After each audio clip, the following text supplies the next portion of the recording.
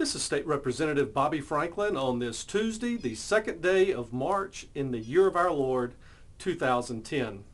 I want to thank Georgia Right to Life for letting their supporters know that I voted in subcommittee against their latest fundraising tool, House Bill 1155, the so-called Prenatal Non-Discrimination Act. Their notification gives me the opportunity to explain that vote.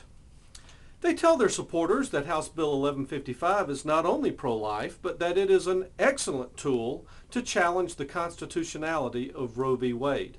Now, when you try to challenge the constitutionality of anything, shouldn't your proposed legislation itself be constitutional? Well, let's take a look at the bill.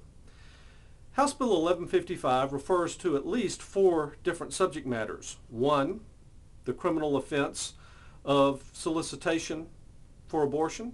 2, the criminal offense of abortion. 3, torts. And 4, RICO.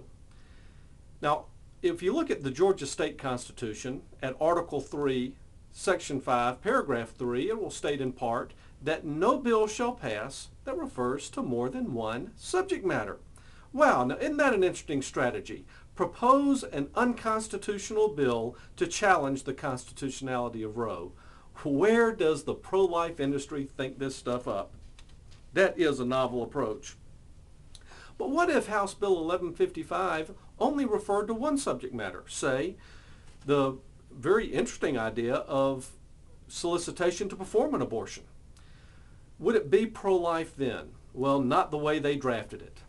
Because what they did, in effect, says that just so long as you don't discriminate based on the race, color, or sex of the baby, or either of the baby's parents, then it's still okay to murder the baby.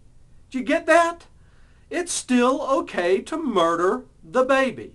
So if you're murdering the little black girl because of convenience, because of economics, for birth control, for whatever reason, it's okay with this bill.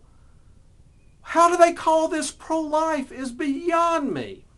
So, in the subcommittee, something that they didn't tell you is I offered an alternative that not only was constitutional in that it dealt with the sole subject matter of the solicitation to perform an abortion, but I made it pro-life by not putting those exceptions of race, color, or sex, but applied it to all forms of prenatal murder.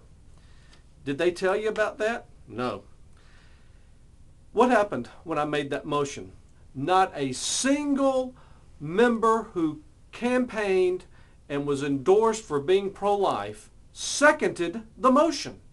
Have we sold the pro-life label so cheap here in Georgia that when a truly pro-life proposition comes our way, it's not recognized? I think that's a shame. So when you get emails and you look at websites from our local pro-life industry here in Georgia, telling you that I voted against their wonderful bill, maybe you should ask them a few questions.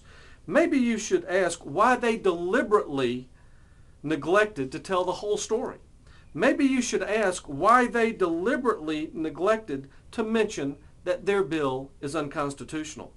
Maybe you could ask them why they deliberately neglected to mention that the bill is not only repugnant in that it allows for the murder and slaughter of the unborn just so long as it has nothing to do with race, color, or sex. Maybe you could ask them that question. And you could ask them why they deliberately neglected to mention that I offered a constitutional and pro-life alternative. But when you look at their website and look at their legislative agenda for this year, you will not find a single bill that actually ends the slaughter of the unborn here in Georgia. The only bill in the Georgia General Assembly right now that will actually do that, House Bill 1, is nowhere to be found on their priority list. And that's probably easy to discover and find out why. If you actually end prenatal murder, then how are you gonna fundraise? How are you gonna keep the money train going? Didn't former televangelist Jim Bakker spend time in federal prison for fraudulent fundraising? Is what the pro-life industry is doing with this bill the same thing? You decide. Setting the record straight for House Bill 1155, this is State Representative Bobby Franklin.